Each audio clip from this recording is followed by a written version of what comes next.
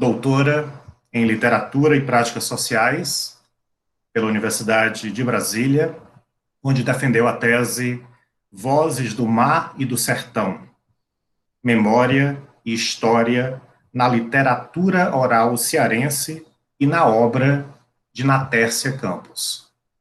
Então, são esses dois autores que serão trabalhados nesta tarde, e eu passo então agora a palavra para o Leandro Bessa, que vai nos conduzir por João Guimarães Rosa. Sejam bem-vindos, Leandro e Zuleika. Leandro, você começa. Boa tarde, Cavalcante, boa tarde, Zuleika. Obrigado pelo convite, Cavalcante, pela oportunidade de poder dividir um pouco da pesquisa que eu estou desenvolvendo no doutorado, que é uma investigação da personagem de Adorim em Grande Sertão Veredas. Também quero agradecer a presença de todo mundo aí, também de alguns colegas que estão aqui, diversos alunos que entraram aí também. E dizer boa tarde para todos e todas que estão aí. É um prazer poder falar com vocês hoje. Obrigado pela música. Eu tenho uma playlist de Adorim, só músicas que retratam de Adorim, e essa é uma que eu gosto muito. É do André Memari, não é? Acho que é isso. Bom. Correto, é do André Memari. Isso, deu essa belíssima introdução musical aí, Maria Bethânia também, então acho que vai dar para a gente começar a aquecer um pouco para falar um pouco sobre o amor na obra de Guimarães Rosa, tá? Peço licença ao Guimarães Rosa também, a todos as figuras importantes aí da obra, dos personagens, né? Riobaldo, Joca Ramiro, todos esses personagens, para começar a trabalhar e poder falar deles aqui nessa tarde, que na verdade é muito mais uma aprendizagem pessoal do que, na verdade, uma descoberta, um encontro, né? É um encontro pessoal do que, na verdade, do que tentar trazer alguma coisa nova e diferente, assim, tá? Então, a proposta aqui é falar de Adorim e o amor em Grande Sertão Veredas. E, em princípio, eu gostaria de pensar que a gente tem uma tríade aí que perpassa toda a obra, que é junto com o amor, o medo e a coragem. Então, o amor, o medo e a coragem compõem, assim, uma tríade de sentimentos que impulsionam os heróis da narrativa, né? Tanto o Riobaldo como o de Adorim. E eu vou fazer 5 tópicos, vou ver se eu consigo chegar nesses 5 tópicos em 30 minutos, como me foi planejado. Eu gostaria de falar primeiro sobre a dimensão mística e espiritual relacionada ao amor ágape e eros, tá? em Diadorim. Depois, passar por uma dimensão mítica do feminino, né? E apresentar um pouco as outras simbólicas do amor, né? Nos outros personagens femininas, como Nhorinhá, Tassília, Rosuarda. Depois, tocar um pouco na relação do amor, da amizade, né? Dessa relação de companheirismo entre Riobaldo e Reinaldo, né? Que também é de Adorim. Passar um pouco pelo nefasto, que é exatamente essa exclusão do feminino em Diadorim, e tentar chegar na diferença, tá? E chegar na diferença. Então, acho que é um pouco esse o meu percurso. Para começar um pouco com essa relação mística e espiritual, podemos começar pelo nome. O Rosa escreveu uma carta para o tradutor francês, e nessa carta tem uma frase que eu gosto muito, que ele fala assim: quando eu começo a falar de nomes, estudar os nomes, explicar, criar os nomes, eu fico como criança na frente de bolo, eu fico extremamente fascinado e guloso, porque, como sabemos, o Guimarães Rosa, ele tinha um fascínio exatamente com a criação dos nomes, né? E a gente vê isso comum na obra do Guimarães Rosa, personagens ter mais de um nome, né? E quase nesse processo de morte, renascimento, e também num processo de transformação, né? De iniciação, é quase um processo iniciático, né? Quando a gente pensa, por exemplo, que Riobaldo é tatarana e depois é Urutu Branco, né? Se a gente for pensar, então, pelo nome, Diadorim é um nome também muito que guarda, que esconde uma certa verdade dentro do romance, né? Diadorim tem esse prefixo di, que pode ser dois, né? Mas também pode ser dia. Diadorim pode ser dia, mas é diá. Diá também pode ser diabo, né? Mas também pode ser de adoro, né? Que é adorar duas vezes, né? Eu adoro duas vezes. Diadorim pode ser também dádiva, né? Dádiva como essa proposta que remonta ao imaginário do feminino como dádiva. E aí a gente resgata a história mitológica de Pandora, Eva, né? Que são essa herança do feminino como dádiva, né? Então, Diadorim é diá, diabo e Deus ao mesmo tempo, né? É um trânsito, né, de uma face luminosa, a qual conota luz, brilho, mas também uma face obscura, onde reflete o ódio, a dor, o diabo, né? Eu cito Rosa: aquilo de chumbo era, mas Diadorim pensava em amor, mas Diadorim sentia ódio. E Diadorim? Ele estava com meia raiva, o que é dose de ódio, que vai buscar outros ódios. Diadorim era mais do ódio do que do amor. Então, a gente vê esse di, que é duplo, né? Existe um duplo aí, até eles falam, quando Riobaldo e Reinaldo, eles estão sentados num regato, no rio, observando o passarinho, o Manelzinho da Croa, eles percebem, Diadorim fala, né, que Reinaldo e Riobaldo, nosso nome parmente, né? Então, Diadorim é par, Diadorim é duplo, né?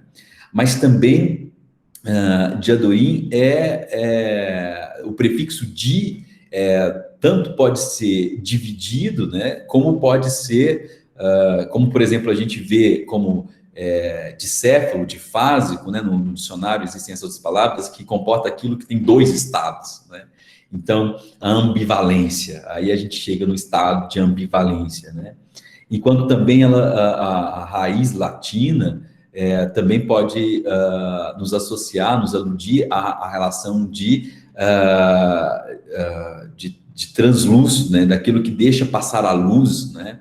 Como diáfano, tá? E não esquecemos que luz também, né? É o Deus que guia, mas também o que separa os homens da travessia da vida, né?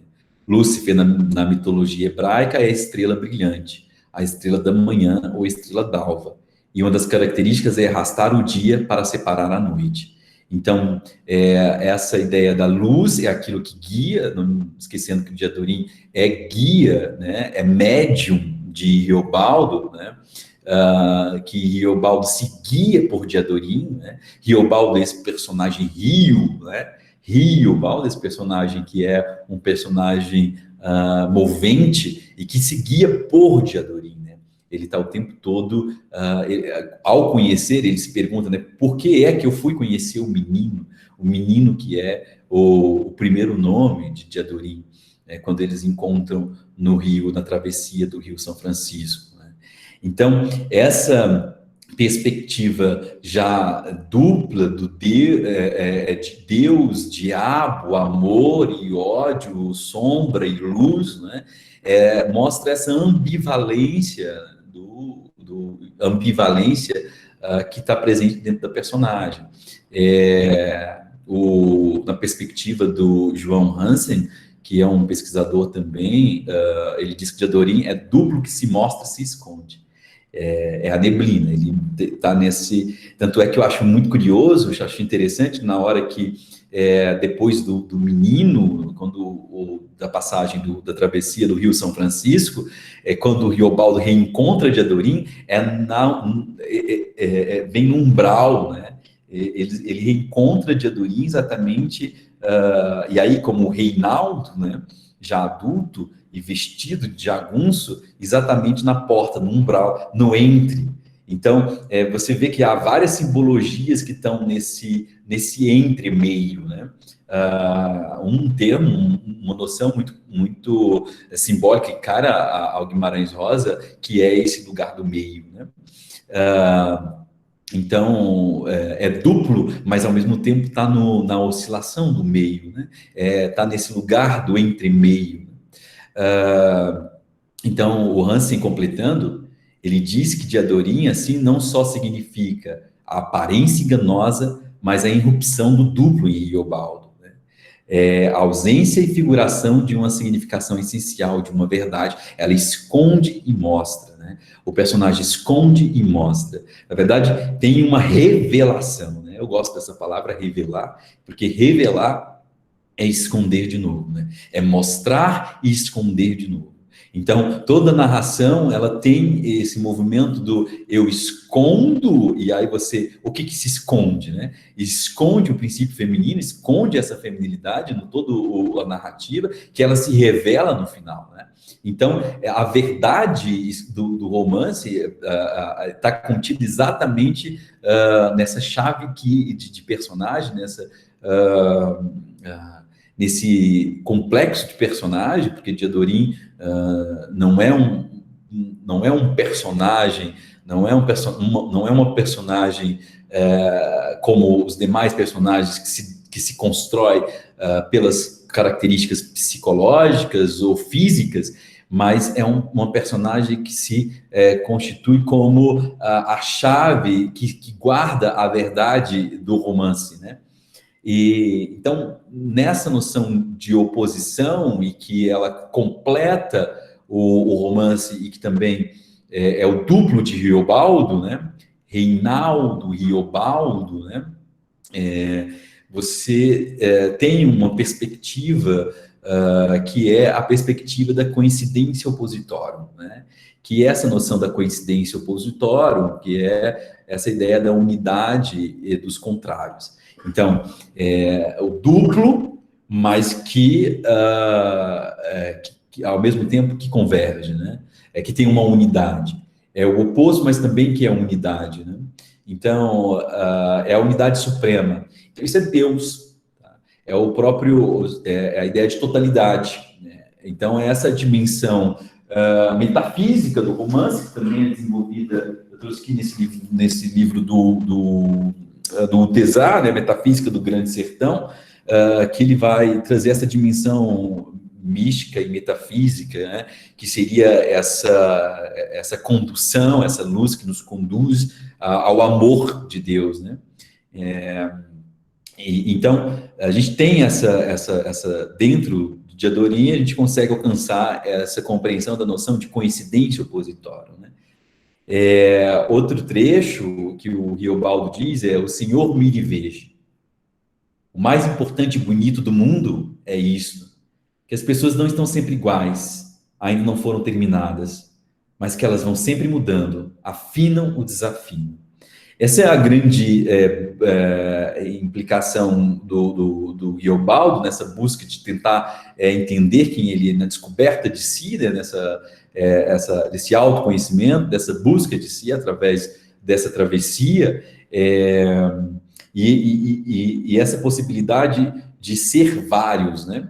A gente vê, então, nessa possibilidade de ser vários, como a gente ainda pensa que Diadorim é Reinaldo, mas também é Maria Deodorina, né?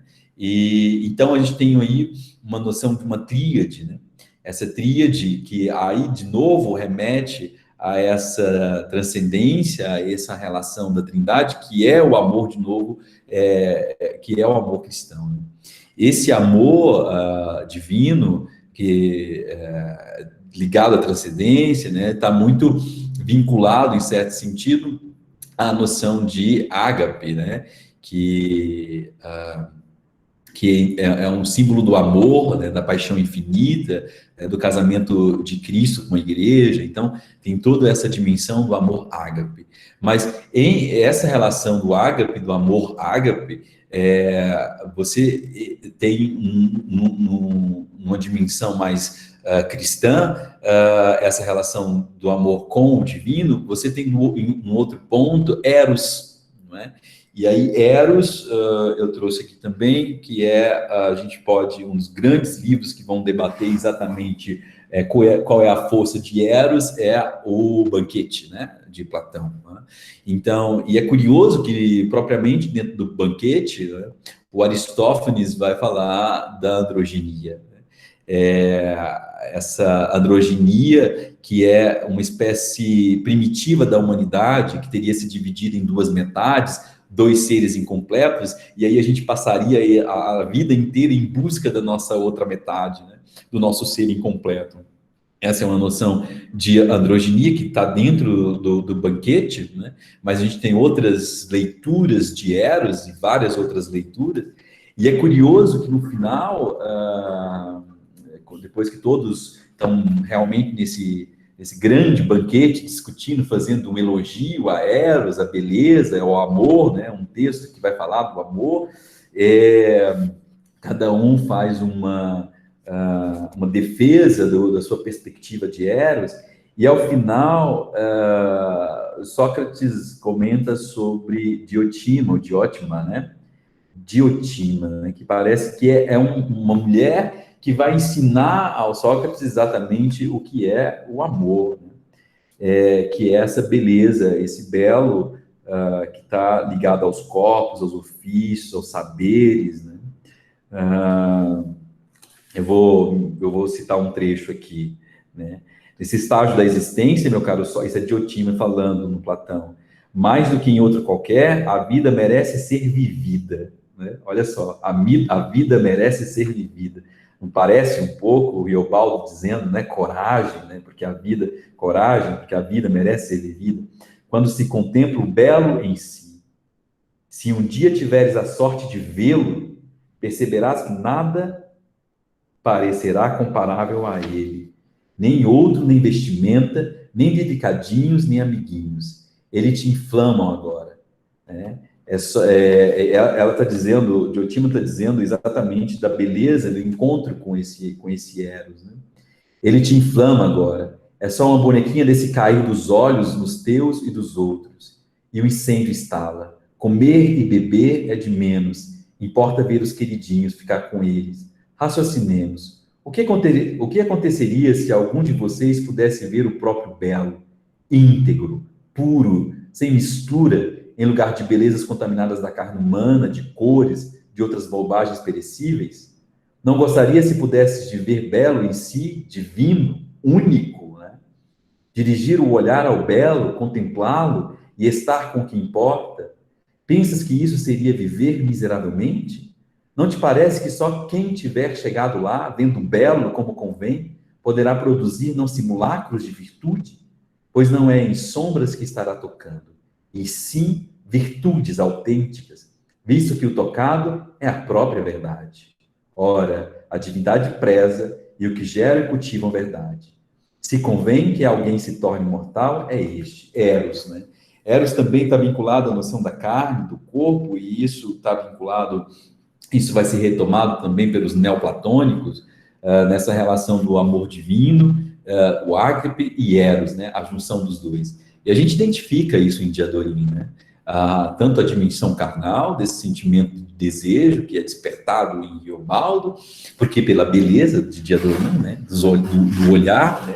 O olhar de Diadorim fascina Riobaldo, né? E ao mesmo tempo esse amor que é um amor também que protege, porque o Tesar também vai mostrar esse amor materno que existe no seio de Diadorim. Diadorim fala, Riobaldo, quando você tiver tomado por ódio, lembre-se da sua mãe, né? E ao mesmo tempo, Diadorim está o tempo todo tentando chamar a atenção de Riobaldo para ele não se perder no meio do caminho, né? Diadorim é o tempo todo um condutor, é realmente um um amuleto, um guia, né? A gente nunca sabe ao certo se Diadorim está levando o Riobaldo para chegar no seu interesse de vingança, né? De vingar a morte do pai, porque ele não cede, né? Diadorim não cede ao cortejo de Riobaldo, porque ele a corteja, né, o tempo todo, ou Riobaldo corteja Diadorim, né? Riobaldo corteja Reinaldo, né? A gente vai falar um pouco disso um pouco mais para frente.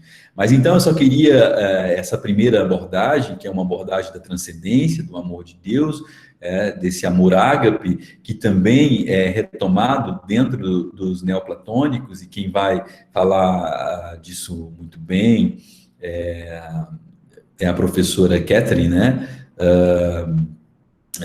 Ela vai comentar exatamente. Ela tem esse livrinho aqui, Os Descaminhos do Demo. Ainda tem esse livrinho, e tem um outro livrinho, Desvendando Rosa, né? E a professora Catherine Roosevelt, ela vai dizer exatamente que Diadorim é um ícone, né? Diadorim é mais do que um personagem com as características físicas e psicológicas, né? É um ícone, exatamente como se vê no bizantino, né?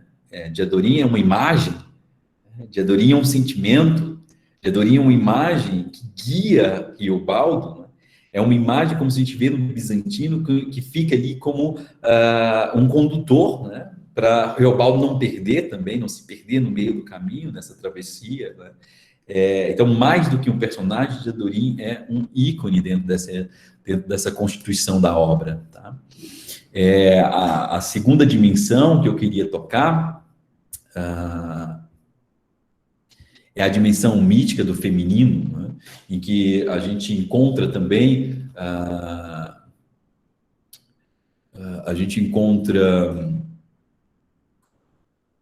é só pegar um trecho aqui que eu trouxe da professora, que ela diz o seguinte: Diadorim, que não conhece nada além dessa tarefa de vingar. Diadorim dá a ver a Riobaldo em como o mal está embutido no bem.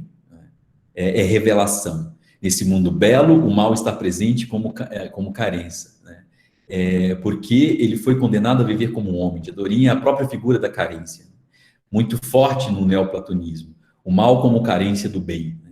Impedido de ver a luz, condenado à existência para viver como jagunço, porque neste mundo do sertão não há espaço para viver como mulher. Isso já é um pouco tentando pensar na dimensão do nefasto, que eu vou retomar, mas eu queria voltar nessa dimensão do mítico, do feminino, porque percebam que o que confunde Riobaldo é exatamente ou que inquieta de Riobaldo essa instabilidade da figura de Diadorim, que ela oscila entre ser e não ser, entre revelar, entre mostrar e revelar, porque cada hora que Riobaldo fala que vai fugir do bando, ela solta, né, um segredo, né? Então, ou revela o nome, eu quero dizer, meu nome não é Reinaldo, é Diadorim, e aquilo atormenta completamente Riobaldo, ou depois eu quero te dizer que Joca Ramiro é meu pai, e isso atormenta de novo. Então, vai soltando segredos, né? E esse mistério vai se permanecendo na obra, diferente das outras personagens femininas, né? Das personagens femininas como Inhoriá, como Rusuarda, né, ou Miosotes. E é interessante que você vê uma relação com o nome de Rosas, né? E aí são outras espécies de amor, né? São outras formas de amar, né? Dentro do romance. Quem vai trabalhar exatamente também essa noção de outros tipos de amor é o Benedito Nunes, né? Ele vai dizer, deixa eu pegar a citação aqui do Nunes, que existem 3 espécies de amor, não é? Dentro do romance. Ele é Deixa eu só achar aqui.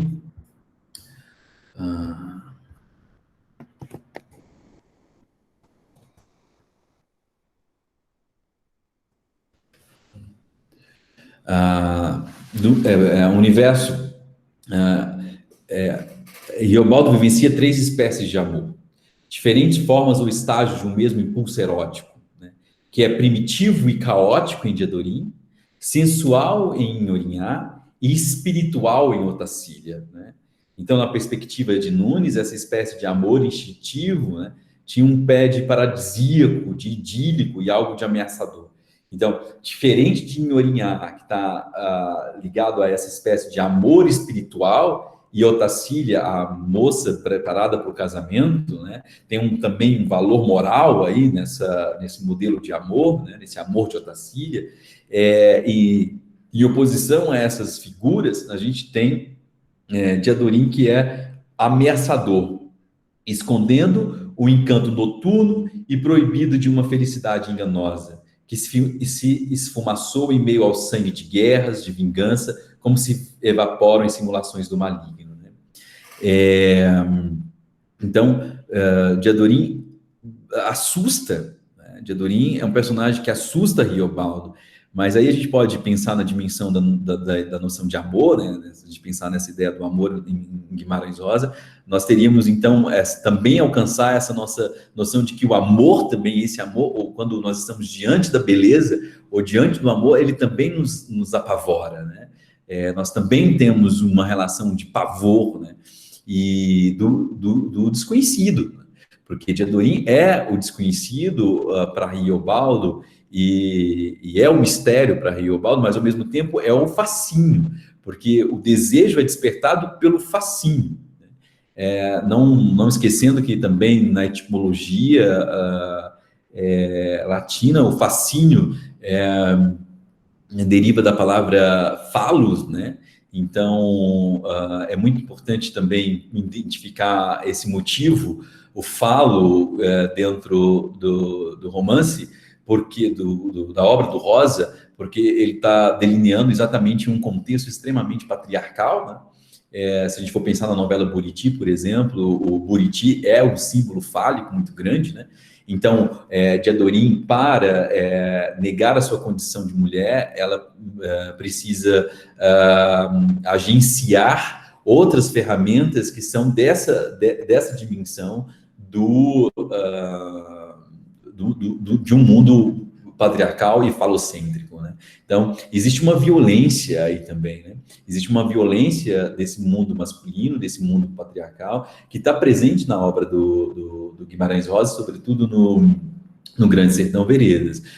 Então, existe um conjunto de personagens femininas que elas, de um certo modo, percorrem a obra em outros contos, em outros romances, em outros contos, em outras novelas, né, como em Corpo de Baile. Essas personagens que são sempre as personagens preparadas para o casamento, as prostitutas, as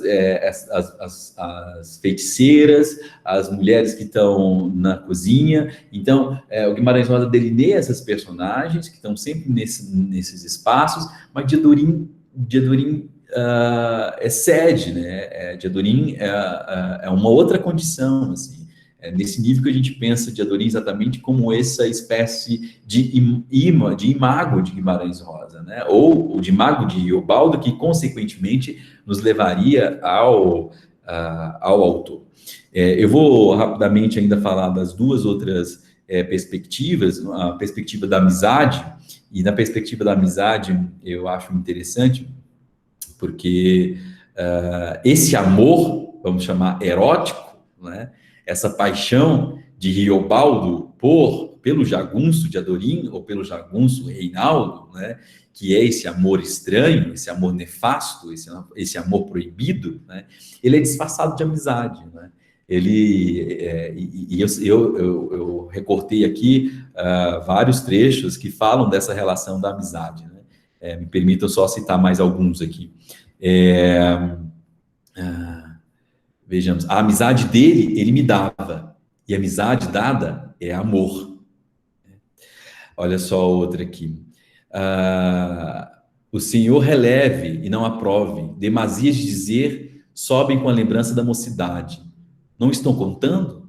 Pois minha vida em amizade com Diadorim correu por muito tempo desse jeito. Foi melhorando, foi. Ele gostava, destinado de mim. E eu, como é que posso explicar ao Senhor o poder de amor que eu criei? Minha vida o diga. Se amor era aquele latifúndio, eu ia com ele até o Rio Jordão. Diadorim tomou conta de mim. Então, você vê que essa relação da amizade, né, é na lógica do amor da amizade que está escondido também o desejo erótico, né, de Riobaldo para Diadorim, porque ele narra o tempo todo essa relação da amizade, né. Mais um trecho, né, aquele lugar,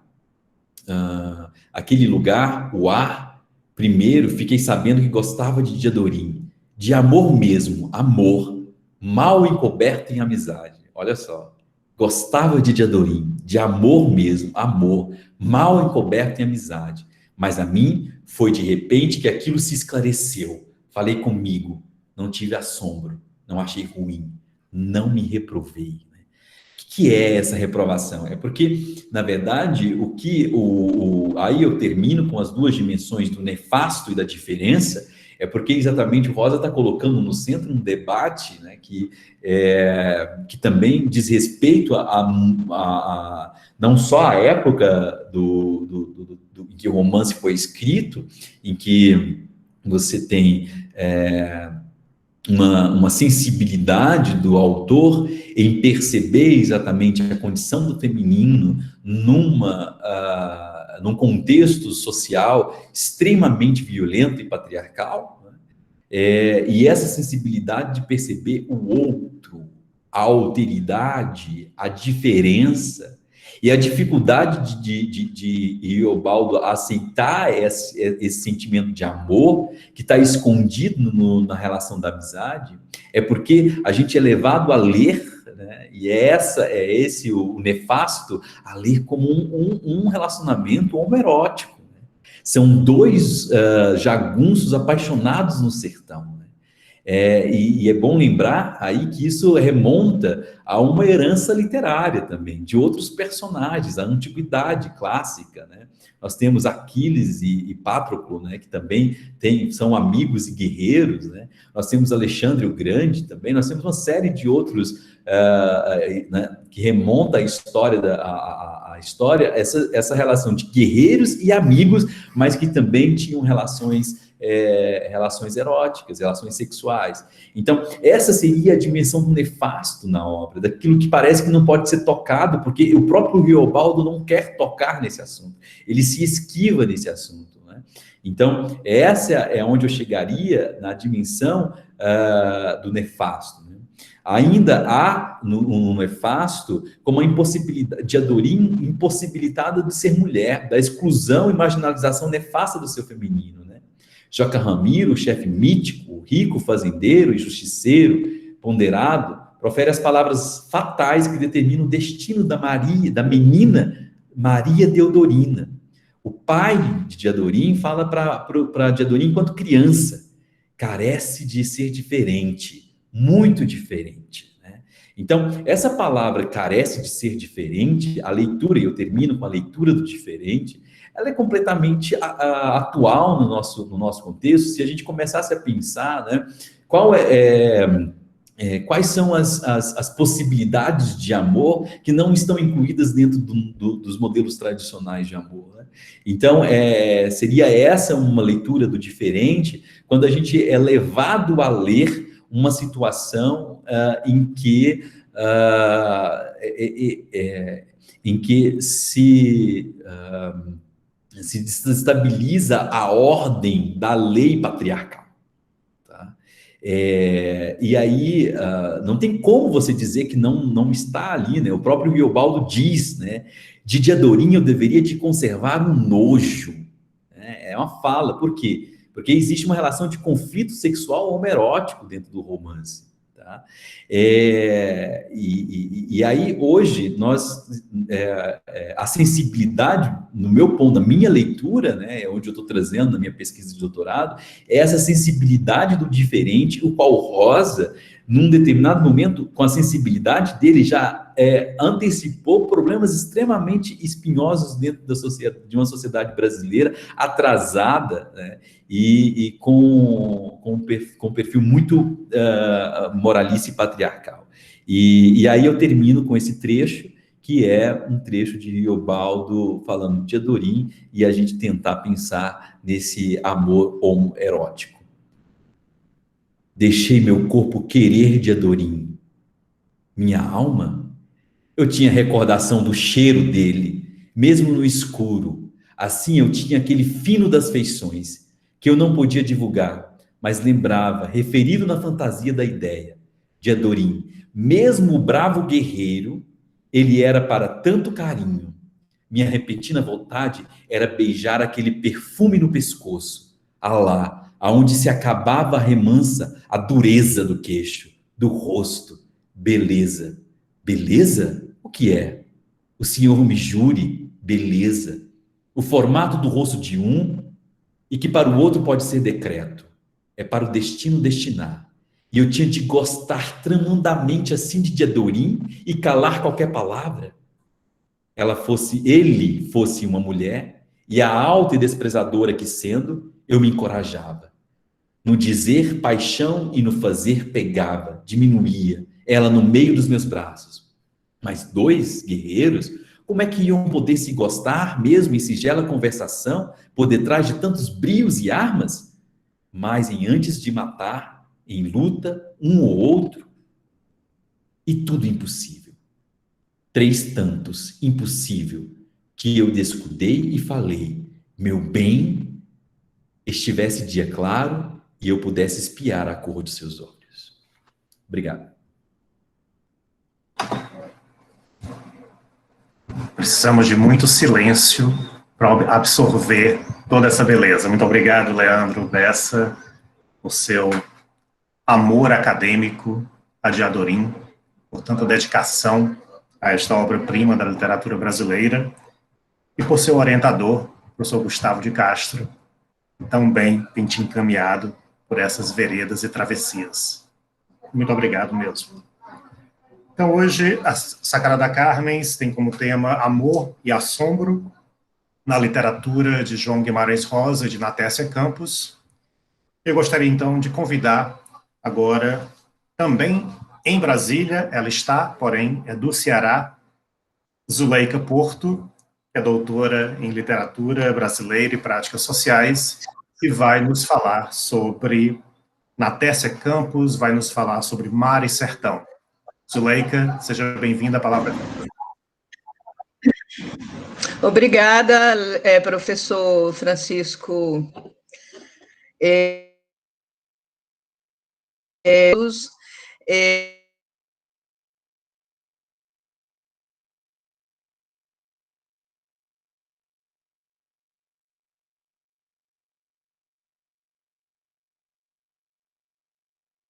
Falar do que a gente ama, né? Então, essa tese foi um momento muito, muito importante na minha vida, porque eu voltei à minha infância. Eu vou falar um pouco sobre isso. Eu vivi, os primeiros 7 anos da minha vida foram passados em uma comunidade rural cearense, o sítio São Chico, que então era propriedade da família do meu pai. Foi uma infância povoada pelos personagens das histórias que eu ouvia contar em noites sem luz e sem TV. Eram lobisomens correndo nas matas, meninos pagãos enterrados debaixo de juazeiros, o menino perdido que virou santo. As narradoras eram as mulheres que moravam no sítio e ajudavam minha mãe nas tarefas domésticas. Essa literatura ouvida nos primeiros anos, logo se juntaria a outra, a dos livros, que se tornariam meus companheiros de minha vida toda. E no curso de doutorado,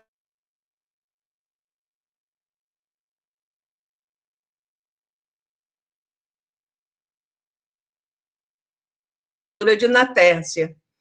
Eu quero falar um pouco de como essa escritora, de obra não muito extensa, ela foi publicada apenas por editoras pequenas, chegou ao meu conhecimento. Como nós estamos falando em literatura oral, eu queria lembrar um conto que chama Os Três Príncipes de Serendip, em que 3 personagens descrevem, a partir de sinais, um animal que eles desconhecem, nunca viram. E eles acertam a descrição, e quem conhece o conto sabe que animal é. Mas o que importa é que esse conto deu origem à expressão serendipity, que são as descobertas prazerosas que o acaso nos traz, né? Poderia ser traduzido como serendipidade. E foi uma descoberta, assim, inteiramente casual, que deu origem ao meu trabalho. Tudo começou com a leitura do romance A Casa, da Natércia Campos, que foi emprestado por minha cunhada, que tomou conhecimento dele porque o filho dela estava se preparando para o vestibular da UFC, e o livro era leitura recomendada. Como a primeira edição estava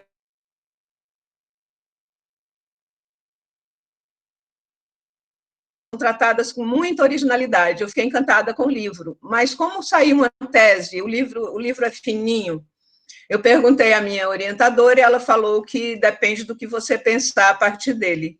Então, um outro encontro feliz foi o encontro com a professora Neuma Cavalcante, que acabara de se transferir da USP para a UFC e era responsável pelo acervo da Natércia, bem como pelo acervo do pai dela, o escritor Moreira Campos. Eu falei do meu interesse por Natércia e ela emprestou toda a obra da escritora, que já estava esgotada. Então, é uma obra não muito extensa, eu li tudo e parti para a leitura do Câmara Cascudo, que ela afirma diversas vezes que foi a fonte em que ela bebeu para escrever, já que ela não foi criada no sertão, nem ouviu essas histórias na infância, a não ser em algumas visitas a parentes, a avós no sertão, mas não fez parte da infância dela. Foi com o Cascudo que ela tomou conhecimento dessas narrativas, e a filha dela conta que ela escrevia com o Cascudo no colo, era consultando direto. Então, eu fui ler a obra do Cascudo, e nesses livros ele analisava contos recolhidos nas décadas de 30, 40 do século passado. Então, surgiu a pergunta na minha cabeça: será que essas histórias ainda são contadas? E então, uma grande surpresa, eu resolvi procurar essas histórias. Por coincidência, um dos lugares onde eu vim procurar essas histórias foi exatamente onde eu me encontro agora. Eu não estou em Brasília, eu estou em um sítio, Jucurutu, no litoral cearense, onde meus narradores estavam. Então, encontrei homens, mulheres. Eu pensava que só as pessoas mais velhas é que ainda contariam histórias. E achava que eu ia precisar ajudar essas pessoas a lembrar. Mas foi um engano total, porque meus narradores eram homens e mulheres, velhos e jovens, e todos tinham um arquivo de contos que narravam com entusiasmo. E um dado curioso: essas histórias não eram contadas como ficção, não eram contadas como uma história que você ouviu dos mais velhos, eram contadas como vividas. A maioria conta que teve vários encontros com o lobisomem, com o batatão, com as assombrações, mostrando a visão de mundo em que o real está permeado pelo imaginário. Essa pesquisa foi feita em 2009, a tese foi publicada em 2013. Então, esses relatos, eu transcrevo todos no primeiro capítulo da tese, da mesma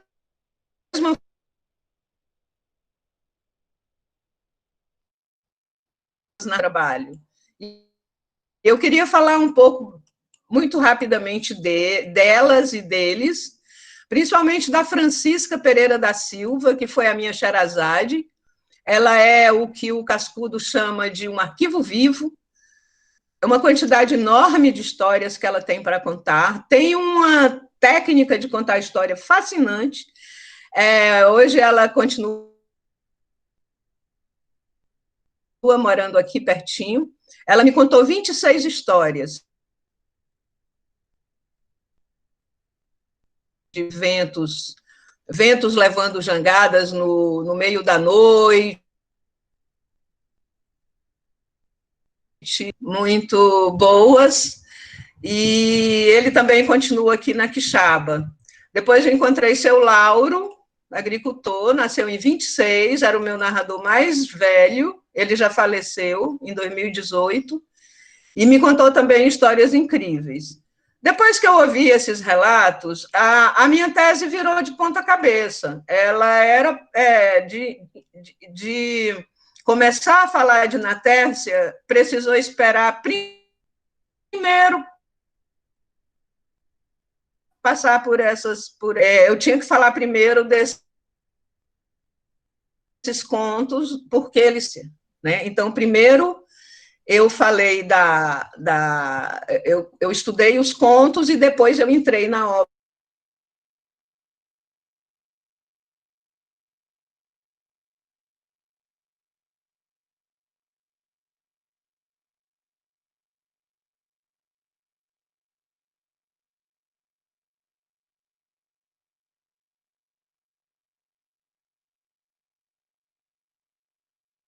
material sertanejo pelo retrato dos modos de ser.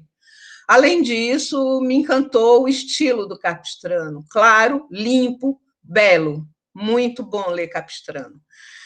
Então, sob a inspiração dele, parti para analisar os contos orais, levando em conta as evidências do passado colonial e da construção do presente, evidente nas transformações, porque essas narrativas sofreram mudança no decorrer do tempo. É o mais interessante que a gente percebe nesses relatos. Então, eu comparei esses relatos contados pelos cearenses, por esses cearenses de quem eu falei, a Pescador, tem uma cacique também pelo meio, a cacique pequena também me contou histórias, tem o seu Lauro, tem a Francisca. Então, essas histórias eu comparei com narrativas galegas e portuguesas. E então você percebe como esses relatos vão mudando de acordo com o momento histórico, social, econômico, né? E foi muito interessante porque eu fui até a Galícia, também foi outro acontecimento feliz. Eu tive facilidade de passar um mês na Galícia e encontrei uma grande estudiosa dos relatos galegos. E foi muito interessante a gente discutir as semelhanças e diferenças entre esses relatos, né? Aí, o segundo capítulo, eu chego na literatura da Natércia. E nela, eu resolvi começar pelos contos, que é onde eu encontrei esse animismo que perpassa os relatos orais.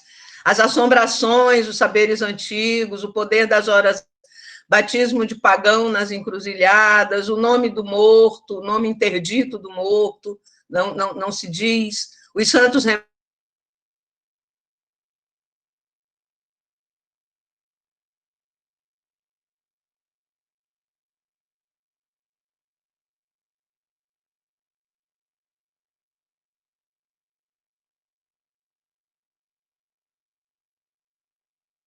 me debruço sobre as relações entre memória e história, porque eu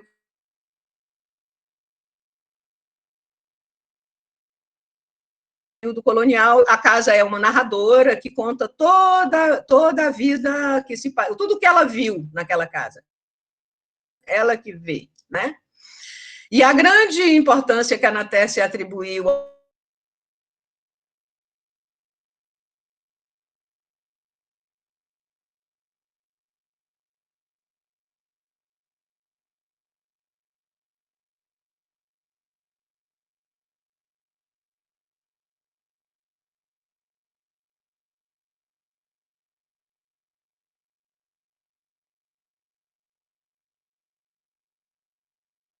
coloniais.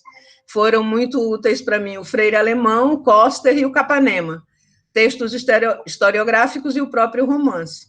E encerro a tese com a tradição reinventada, que é uma reflexão sobre a resistência dessa literatura oral, tanto na memória dos narradores como na escritura da Ana Tércia.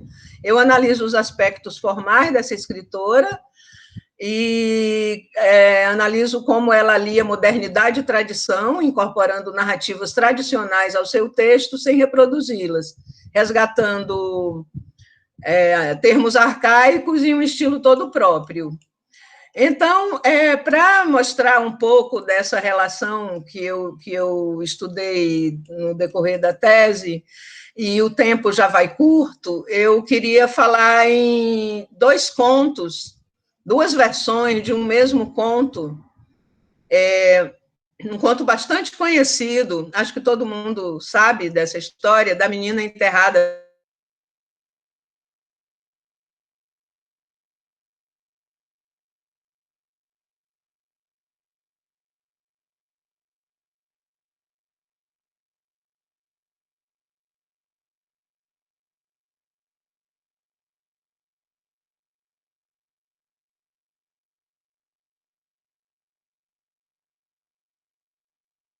diante do tema. Com esse estudo eu termino, tá?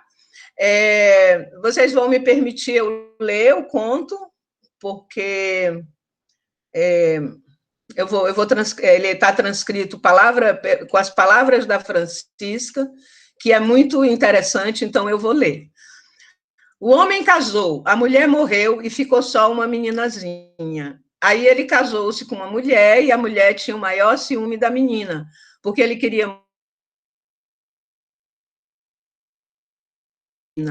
Ele maltratava a menina, batia na menina e dizia assim: se quando seu pai chegar, você disser.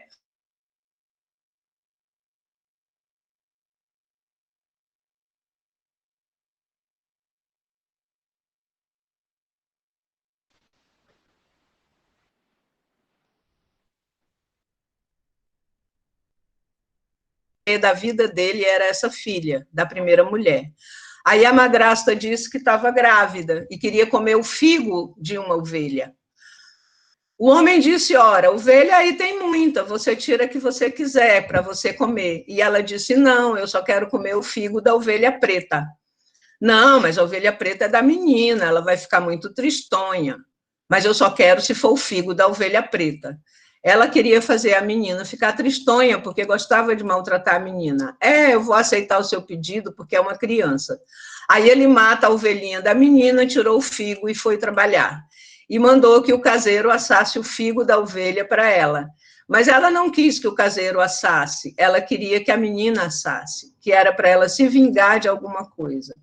Aí a menina foi, não sabia nem o que fazer. O caseiro foi, fez o fogo e ela botou o figo em cima da grelha. Criança pequena não cuidou, e o cachorro veio e carregou.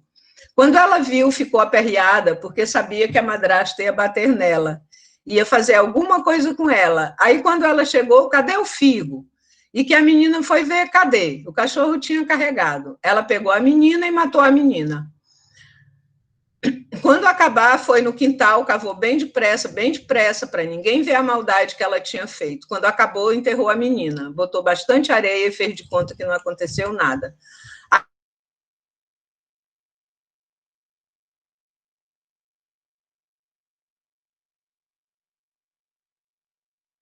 Eu deixei. Não, mas eu não queria, não. E cadê a menina? Ela disse assim: ora, a tia dela veio buscar. Ora, no dia que eu matei a ovelha dela, a tia veio buscar ela? Veio. Não tem nada, não. Depois a gente vai lá pegar ela, que não pode que ela não pode sair daqui. Aí passou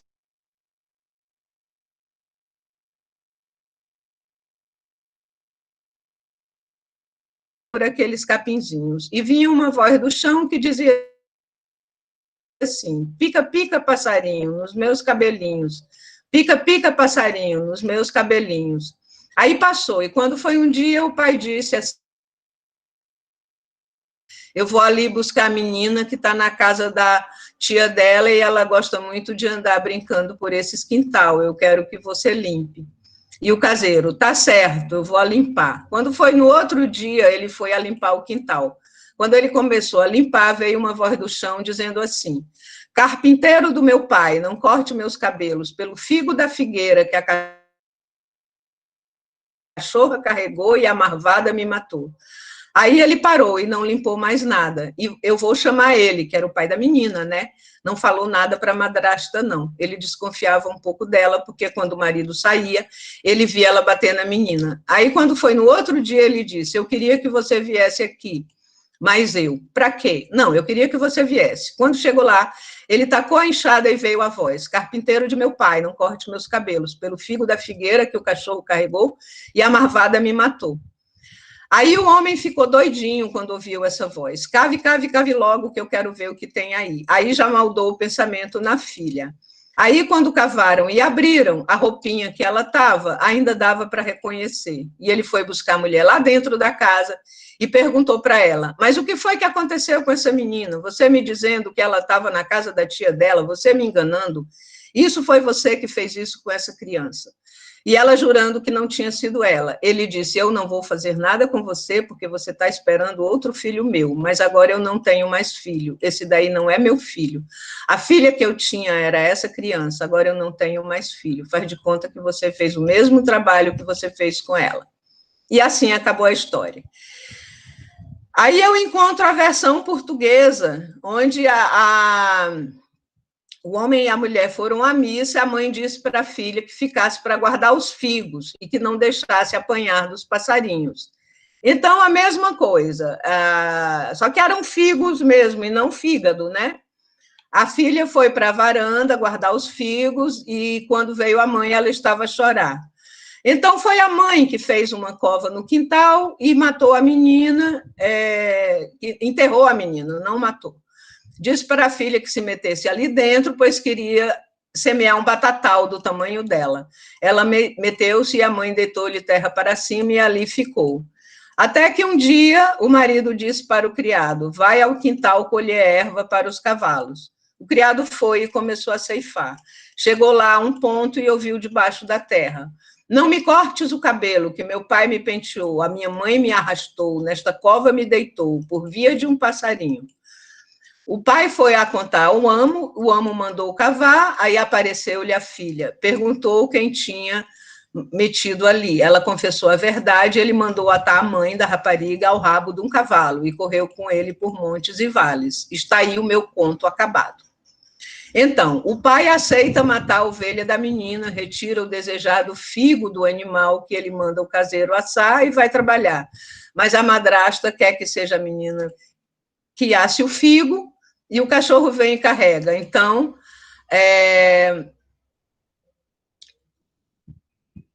uma das diferenças mais evidentes entre os dois relatos é causada pela própria mudança geográfica, porque o figo da figueira vira o fígado do animal.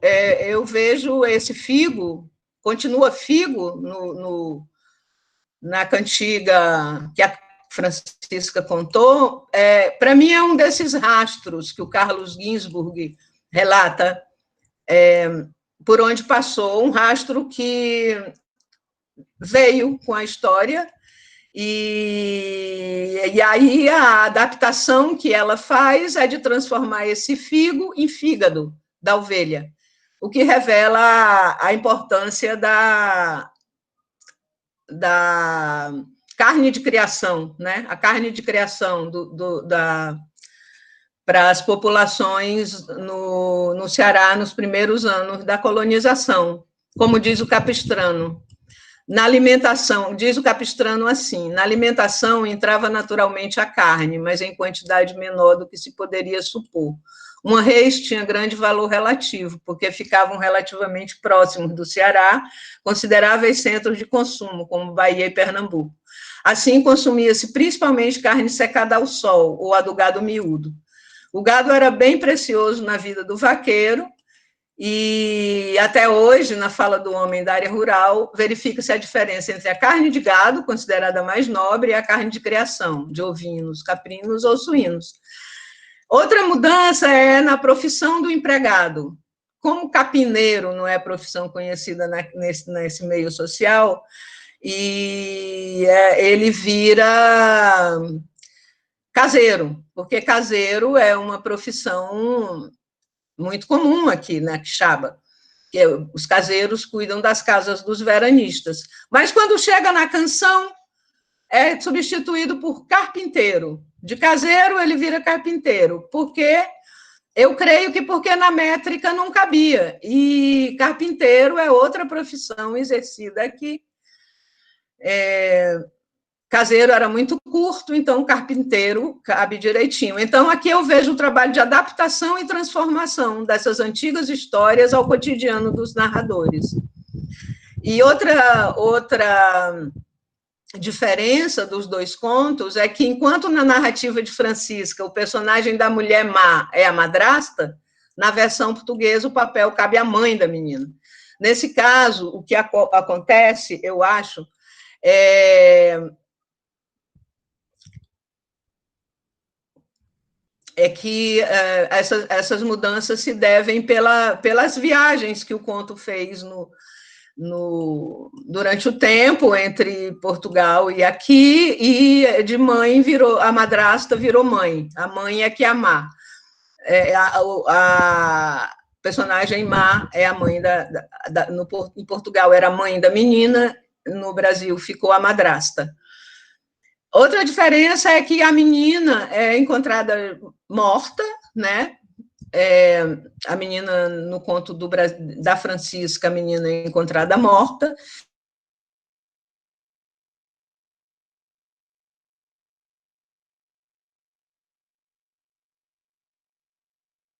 Na narrativa portuguesa é a morte com requintes de crueldade, amarra num cavalo, que vai no rabo de um cavalo que corre por montes e vales. E na versão cearense, a madrasta estava grávida e o homem diz: eu não vou fazer nada com você, porque você está esperando outro filho meu. Mas agora eu não tenho mais filho. Esse daí não é meu filho.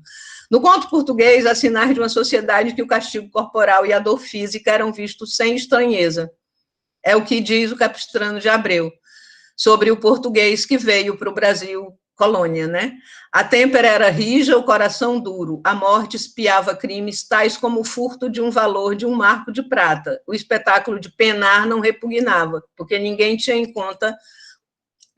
muita conta o padecimento físico. Já na narrativa cearense, a negação da paternidade não nos deixa esquecer a bastardia, tão presente na formação da nossa sociedade.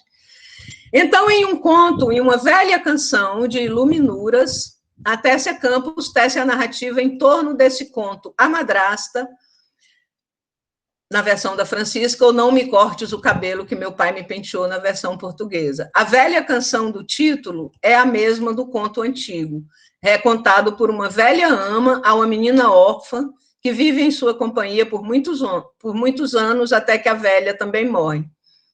A criança, quando é mulher, fica vivendo na casa na companhia de vários gatos. A morada passa a ser considerada mal assombrada pelas crianças da redondeza, a mulher é considerada uma bruxa. Ela morre também e muitos anos depois corriam as mais absurdas histórias sobre aquele casarão já sem móveis, com janelas e portas penduradas pelos bonzos, o mato a crescer em volta. Ouviam uma voz de mulher que cantava uma velha canção, Capineiro de Meu Pai. A autora entrelaça, então, numa mesma e curta narrativa, o conto é muito pequeno, a casa velha, tão recorrente na sua literatura, a assombração e o antigo conto da menina enterrada pela madrasta. Sobre esses contos, 5 dos 17 contos que compõem o volume Iluminuras têm como tema a aparição de almas do outro mundo. São eles, Uma Velha Canção, A Menina, Perdão, A Escada. No ensaio Santas Almas Benditas, Câmara Cascudo define como ambivalente entre o amor e o medo a devoção popular pelas almas que aparecem quando querem, ostentando forma humana. Vagam pelos lugares onde viveram da mesma forma que as personagens dos contos de Natércia. Podem ser boas ou más, e sua presença é tradicionalmente anunciada por um vento frio, uma brisa como a que derruba uma menina da escada no conto A Escada. Quando serenas, elas vivem nas antigas habitações em ruínas sem causar sofrimento, tal como as que apaziguam a mulher solitária em Eles, a que protege a garota e seu carneiro em A Menina, ou a antiga moradora em uma velha canção, cantarola a cantiga que ouviu na sua infância. Podem ser egressas do purgatório e pedir orações, como uma incendiária suicida do conto Perdão, que é objeto do culto dos devotos e beatos. São muitos os elementos da obra do Cascudo presentes no Contos da Ana Tércia, e não é difícil supor que ela os escreveu com os livros dele ao lado, como relata a filha dela. Ela dizia, ela fazia muita pesquisa, enchia de livros ao redor dela e puxava, tinha que ter perto o dicionário do Cascudo. A fonte do conhecimento da Ana Tércia sobre as assombrações é a obra de Cascudo e outros autores. A de Francisca e de outros moradores está em sua própria memória. Considero que os que viram ou imaginaram ver foi alimentado por todo um repertório de outras narrativas sobre assombrações que circula na memória do grupo em que vivem, histórias que, guardadas na memória de cada um deles, alimentam, por sua vez, alimentaram o meu trabalho. Então, é isso que eu tinha para trazer. Muito obrigado, Zuleika Porto, por nos rememorar a importante contribuição da escritora cearense Natércia Campos. Mais de uma pessoa que se inscreveu para estar aqui conosco hoje disse, eu não conheço a Natércia Campos, então que bom que você está podendo apresentar. Para quem não a conhece, uma escritora que faleceu jovem, no auge da sua carreira, aos 66 anos de idade, e que escreveu um romance que é referência na literatura brasileira, que eu recomendo a todas e todos, que é A Casa.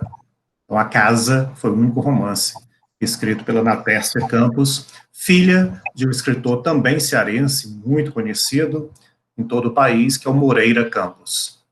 Então, muito obrigado, Zuleika, por essa belíssima apresentação, e que cenário lindo que você escolheu para estar conosco hoje, uma casa com telhado exposto, com as telhas vermelhas, né, com essa janela dando aí para, certamente, uma área muito linda, de onde você consegue ver, talvez, até mesmo o mar. Então, lindo cenário escolhido. Tivemos alguns bloqueios na fala, mas não prejudicou a compreensão do teu contexto como um todo. Então, agora é hora de passar para vocês que estão nos escutando, nos acompanhando, para que, ligando o microfone, possa endereçar a sua pergunta ou para o Leandro ou para a Zuleika. Quem gostaria de começar?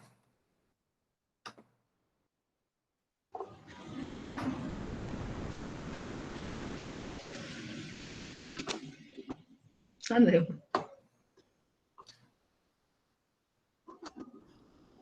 Por favor, diz o teu nome e pode fazer o teu comentário, a tua pergunta.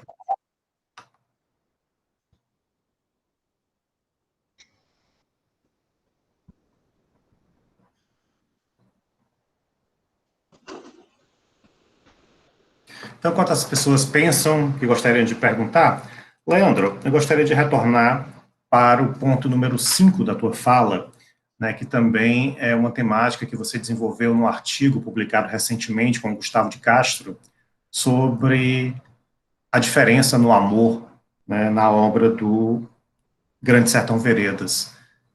Fala um pouquinho mais para a gente sobre essa relação da diferença, da homoafetividade que vocês desenvolveram, por favor. Primeiro, obrigado, Zuleika, pelas falas, e nesse universo também da oralidade, de onde o Rosa também busca muita referência, né, das histórias contadas, né, no interior e do sertão mineiro, né. Muito obrigado pela fala, assim. Obrigado pela pergunta, Cavalcante. Na fala da Zuleika, eu voltei a lembrar aqui do conceito de Unheimlich, né? uma terminologia trabalhada pelo Freud, que está muito vinculado também às histórias infantis, assim, esse assombro nas histórias infantis, né? Se não me engano, é a Casa de Areia, alguma coisa assim, que está ligada a essas histórias. Não é? Eu lembrei disso, quer falar? Não, só que eu conheço. Eu lembrei exatamente dessa perspectiva do Heimlich, né? E que está também nesse artigo que o Cavalcanti está aí comentando, essa noção do unheimlich, né? É um sentimento de estranha familiaridade, né? É alguma coisa que tem, você identifica os elementos, tem elementos que são familiares, mas ao mesmo tempo tem um estranhamento, né? É uma sensação de angústia pelo desconhecido, né? E ao mesmo tempo o próprio Freud, ele retoma na verdade, ele vai fazer uma pesquisa sobre essa terminologia que é um infamiliar, né? Um infamiliar, seria uma tradução, ou inquietante, né? Acho que no Brasil foi traduzido como inquietante, mas tem uma tradução como que seria o melhor, o infamiliar. E ele resgata o Schiller, né? O Schiller, e ele encontra ali em Schiller uma frase que é o seguinte: tudo, o unheimlich quer dizer tudo que deveria permanecer em segredo, escondido, mas veio à tona, né? Então, é curioso, assim, aí da pergunta do Cavalcanti, nesse artigo, a gente fala de uma temática, vamos dizer assim, a crítica do silêncio temático, que são várias temáticas que não são abordadas, assim, no contexto da crítica, sobretudo, então, aparecem, mas não com uma seriedade, assim. Quais são essas temáticas que a gente trata, né? Como, por exemplo, a temática ligada ao pacto do diabo, né? Que a gente chama de questões abjetas que estão dentro do romance, né? Entre elas, a questão também da incorporação, né? De uma mitologia afrodescendente ou até de uma dimensão também temáticos que são tabus, né, na sociedade, e dentre elas a temática da homoafetividade, que poucas vezes é muito pouco trabalhado, né? Hoje, e aí quando eu falei da diferença, é curioso porque hoje a gente discute muito sobre essa perspectiva das possibilidades de amar, assim. Então acho que quando eu falei que o próprio Iobaldo apresenta essas várias dimensões do amor na sua narrativa, né? E dentre elas a alteridade, essa possibilidade de um sentimento, ele cogita essa possibilidade desse sentimento e ele nos conduz a ser enganado, né, também por esse sentimento, porque mesmo sabendo da sexualidade, porque é um relato, né, uma memória, ele decide contar toda a história, escondendo a sexualidade para deixar no final. Então, você é levado a ler trechos, né, exatamente que você debate, que você se vê dentro dessa temática, que é da possibilidade de amor entre iguais, né? E aí o que o Cavalcanti está trazendo é exatamente essa discussão, bem lembrado, obrigado por lembrar do artigo, que chama, eu posso colocar aqui o link também no chat, o silêncio temático, a crítica ao silêncio temático na obra do Guimarães Rosa, né?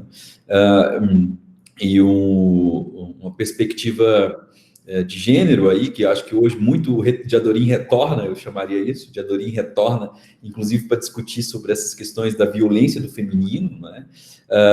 Em que ela é subjugada nessa condição masculina, né? Também dessas diversas outras violências que existem no sertão, e entre elas essa violência também de ocultar ou tratar como objeto o sentimento entre iguais, o amor entre iguais, né? Não estou dizendo, e a gente não diz que exatamente isso é uma perspectiva do romance, mas isso é inevitável você não pensar, é inevitável você não pensar, imaginar É como se fosse quase um alívio, né? Uma redenção. Ufa, não era um jagunço apaixonado por outro jagunço, né? Então, o final da história... No artigo, tem uma carta que o Manuel Bandeira escreve para o Guimarães Rosa e fala, e essa história é realmente possível, esse amor entre dois jagunços do sertão? E aí ele diz, eu imagino, o Manuel Bandeira escreve, a palavra não é decepcionei, mas o final não me agradou tanto, eu preferia que Diadorim tivesse continuado o homem até o final. O Manuel Bandeira fala isso na carta, e ainda, né, tem outra coisa que nunca foi bem tratado pela crítica, é que existem relatos e cartas e tudo mais, antes, no dia da posse na posse da Academia de Letras, né, o Guimarães Rosa relatou ao Arínio, né, Diadorim sou eu. Ele disse isso, Diadorim sou eu. Essa é uma investigação curiosa também para a gente pensar na diferença e na alteridade, né? Você se colocar no lugar do outro, assim. Acho que também fica um mistério aí. E ainda questões, uma obra como essa, questões ainda a serem exploradas, né? Sim, certamente. Muitas questões a serem exploradas. É um artigo que eu recomendo, se você puder colocar o link aí no chat. São discussões necessárias para esse tempo que nós estamos vivendo no Brasil. É um artigo realmente que merece ser lido. Obrigado, Leandro. Zuleika, Natércia fez das almas personagens, né? E o seu livro, A Casa, é uma obra-prima, né, dos assombramentos, dos assombros. Fala para quem não conhece A Casa, um pouco mais sobre essa obra para a gente, por favor. Tá. A Casa, na Casa, os assombros são circunstanciais, eles estão mais presentes em iluminuras.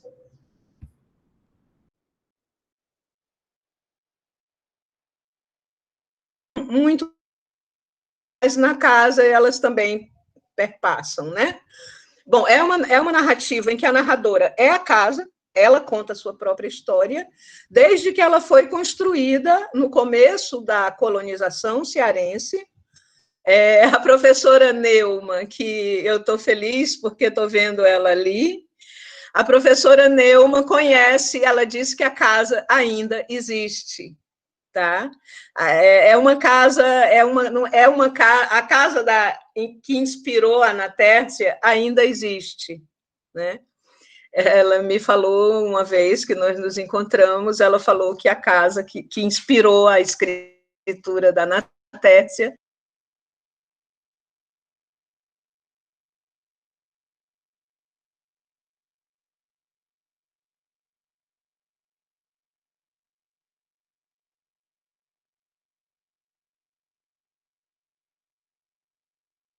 caindo. Oi, tá caindo a conexão, né? Bom, eu tô no mato, né? Então, peço desculpa, mas cai de vez em quando, tá? Então ela vai contando, então são tudo, né?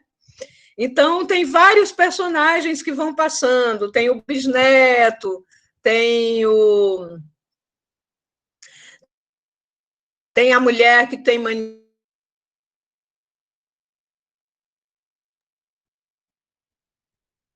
É impressionante essa história, quando eu li essa história, eu quase não dormi, que é a história do...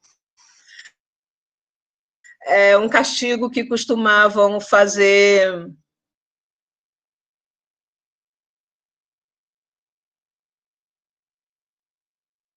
um acompanhamento das histórias que passaram naquela casa no decorrer de todo esse período, do começo da colonização até o presente quando a casa está submersa numa lagoa, numa água, num lago, e uns jovens netos, descendentes dos primeiros habitantes, veem a casa dentro d'água. Então, essa imagem da casa submersa na água é a própria imagem da memória, né? Eu acho que a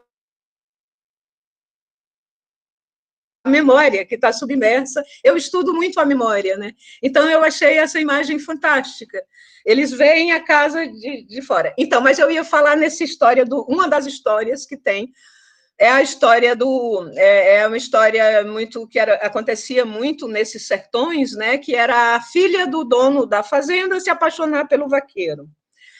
Ela se apaixona e eles fogem. E o pai manda caçar, né?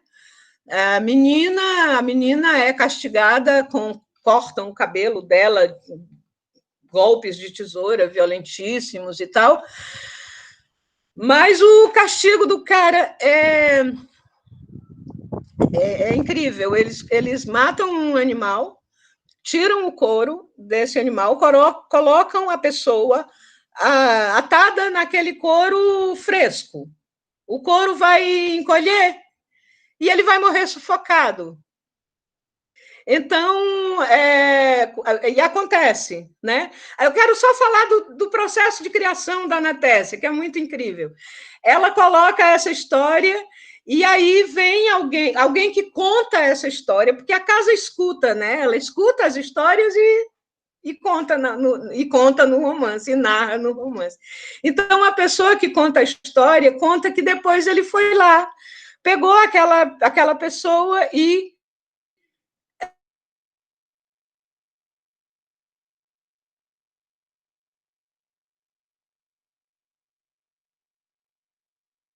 narrativas orais, que é o mito do morto agradecido. O morto agradecido por ter sido sepultado. Quem sepulta uma pessoa que foi largada no mato, ele tem a gratidão daquele morto a vida toda. Então, ele vai ser protegido pelo espírito daquele morto. Então, essa é a forma de criação dela, é assim, ela vai entrelaçando os mitos, as histórias, todas na história daquela casa. Aí tem o bisneto, que ela chama o invertido, é o homossexual, que tem toda uma história também com ele. Então, é essa forma, é um romance impressionante, pelo poder de síntese da Ana Tessia. Eu fiquei muito impressionada. E no livrinho é uma pena, acaso você tem ainda... Eu vi hoje, por curiosidade, eu fui ver como é que estava a oferta, né, a casa, à venda na internet para comprar. A edição que eu li, depois eu ganhei uma edição bonita, foi feita uma edição comemorativa pelo Museu do Ceará, uma edição muito boa. Eu não estou com nada aqui, não estou com nenhum livro aqui, porque eu vim de Brasília para passar uma temporada, tinha que trazer outros livros, então minha biblioteca não está aqui. Mas eu tenho todas as edições, eu tenho as duas edições, a de 2004 e a mais nova, que é mais completa, porque essa de 2004 era para o vestibular, era uma edição básica.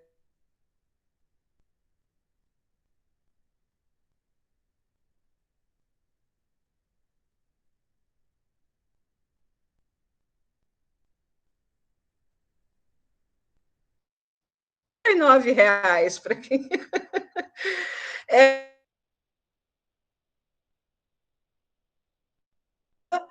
E que a obra dela esteja tão difícil, né, de encontrar, porque foi só esse que eu encontrei à venda.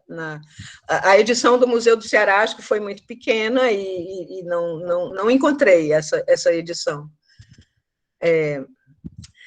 Que mais que eu posso falar desse romance? Bom, e aí ela descreve, a casa descreve o material que ela foi feita, que madeira usaram, como era feito o telhado, como era feita, tem uma famosa escada, tem um espelho, os objetos são descritos com um detalhe.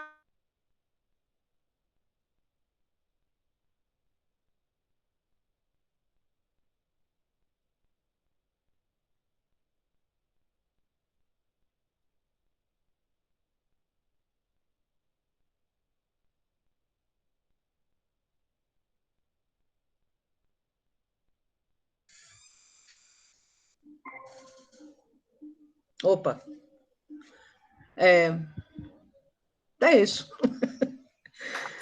Obrigado, Zuleika. Então, fica o convite para que os leitores e as leitoras conheçam a obra A Casa, da Natécia Campos, e certamente na edição do Museu do Ceará tem uma capa belíssima, feita pelo Jean Monnier, uma aquarela, não sei se acho que é aquarela, tinta óleo, não lembro mais agora. Capa belíssima. Você ia dizer alguma coisa, Zuleika? Que é óleo. Uma coisa, um detalhe, é que essa edição, ela tem as epígrafes originais da obra original, que são todas sobre a casa sertaneja, a casa cearense. Essas epígrafes não estavam na edição que eu primeiro conheci, mas eu tive a felicidade de poder ter essa edição do Museu do Ceará, e aí eu incluí as epígrafes no meu trabalho, porque eu não sabia, né? Só vi quando teve essa nova edição, então tive a sorte de que a nova edição aparecesse antes de eu terminar a tese, e eu pude incluir, são 10 epígrafes. São 10 epígrafes. Gustavo Barroso, enfim, vários escritores cearenses falando da morada sertaneja.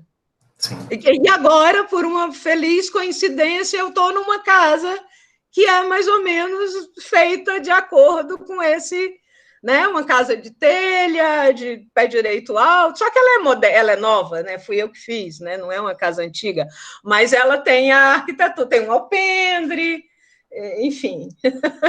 E não vejo o mar, não. Certo. Bom, hoje reunimos pessoas maravilhosas, a quem eu agradeço aqui na nossa companhia. Quero destacar a presença da professora Neuma Cavalcante, que é a responsável pelo acervo do professor Moreira Campos, que também foi professor da UFC, e também o acervo da filha dele, a escritora Natécia Campos. Também destacar a presença da escritora também cearense, Ieda Stergilda, né, radicada em São Paulo já há muitos anos, e a todos e todas vocês que nos acompanharam durante todas essas edições da Sacada da Carne. Mas antes de encerrar, alguém gostaria de fazer um último comentário ou pergunta de quem estava assistindo? Sim, boa tarde a todos. Eu só queria fazer uma última pergunta para o Leandro sobre os 3 nomes, né, que aparecem no Grande Sertão Veredas, que é a Maria Teodorina, Diadorim e Reinaldo. Qual é a relação metafísica entre esses 3 nomes? Então, temos aí o Leandro perguntando ao Leandro. Daí é uma relação metafísica. De duplo e tal. Bom, eu responderia com o Fernando Pessoa, né? Ao que a metafísica no mundo, né? A metafísica, ver uma flor, é saber cheirá-la, né? E entender o sentido. E que é essa simplicidade do olhar, tá? Mas quando você tem Reinaldo é o que reina, né? E realmente é curiosa a articulação como, enquanto Reinaldo, em nenhum momento ele enquanto jagunço é chefe, mas ao mesmo tempo todo ele tem controle, né, de condução então ele reina sem ser chefe, né? Então você tem uma relação aí com a luz, né? Você tem 3 relações com a transcendência, né? A luz, o dia, né? E Maria Teodorina é fé, né? Não esqueçamos que é Maria Deodorina da Fé, né? E a morte de Diadorim, né? Depois que dá no paredão, quando o Riobaldo vai buscar, né? Vai tentar reencontrar, Riobaldo fala isso: eu fui tentar restituí-la em vida, te dá nas veredas altas, né? Que no próprio romance, primeiro é veredas mortas, né? Viram veredas altas. É exatamente depois, na busca, na tentativa de retorno, é exatamente isso que o... ele diz exatamente isso, né? Eu fui restituí-la em vida, e isso se dá nas veredas altas. Então, você tem sempre uma relação de verticalidade no nome de Adorim, né? Você tem essa verticalidade que eu digo de transcendência, né? Do rei que reina, né? Reinaldo, do Diadorim, que é dia, que é também exatamente luz, Maria Deodorina, que é a fé, Maria, e tem essa referência muito forte da Mãe de Deus, e ao mesmo tempo, quando morre, né? Ela vai renascer exatamente, que Riobaldo vai buscá-la nas veredas altas. Então, você percebe uma recorrência no nome que está vinculado à transcendência. Eu acho que é isso, nós estamos sempre no nível da especulação, que a obra poética e aberta nos permite, assim. É uma leitura.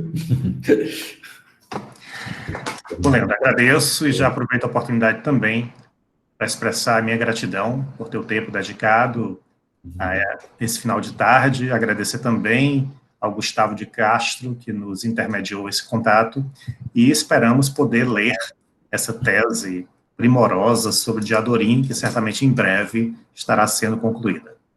Sim, também, claro, o Gustavo de Castro, que é professor da UNB, trabalha exatamente com estética e literatura na Faculdade de Comunicação, e tem um trabalho belíssimo com a biografia do Rosa. Tem uma outra coisa nova, Cavalcante, que é bem curioso com relação desse artigo, que eu recentemente encontrei. O Gustavo fez um retorno a Paris com os diários do Rosa. Ele pegou os diários do Rosa e foi a Paris para identificar exatamente os lugares, os textos, o que ele escrevia, e nós encontramos alguns interesses do Rosa ligado ao feminino e algumas exposições. Encontramos catálogos de exposições em que o Rosa visitou, e também o Rosa, que me chamou a atenção, Rosa ter lido Simone de Beauvoir marcando. Então, encontrei essa referência também, fazendo notas e tomando nota, lendo Simone de Beauvoir. Eu acho que era disso que eu estava dizendo, da sensibilidade de um feminino por dentro de uma sociedade brasileira que a gente ainda precisa muito evoluir, né? E eu acho que a obra é muito atual nessa perspectiva, assim. Então, vamos tiver a oportunidade de sempre retornar ao Grande Sertão, que eu acho que fala muito da nossa realidade brasileira, assim. Também agradeço, obrigado, Zuleika, obrigado a todo mundo aí pelo diálogo, tá? Boa tarde para vocês. Obrigado, Leandro. E agradeço também a você, Zuleika, e agradeço especialmente a nossa querida Bernadette Porto, também professora da UFC, que intermediou o nosso contato. Obrigado, Zuleika. Posso falar um pouco? Sim, claro.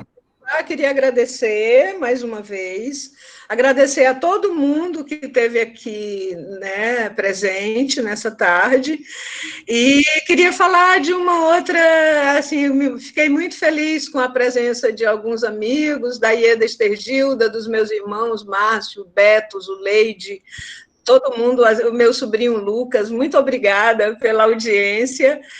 E queria falar de uma outra coincidência, não posso deixar de falar, é que eu falei tanto do Capistrano e a minha grande amiga Ieda, Estergilda de Abreu, é parente do Capistrano. Então, eu adoro essas coincidências. Muito obrigada, boa tarde. Boas sinergias.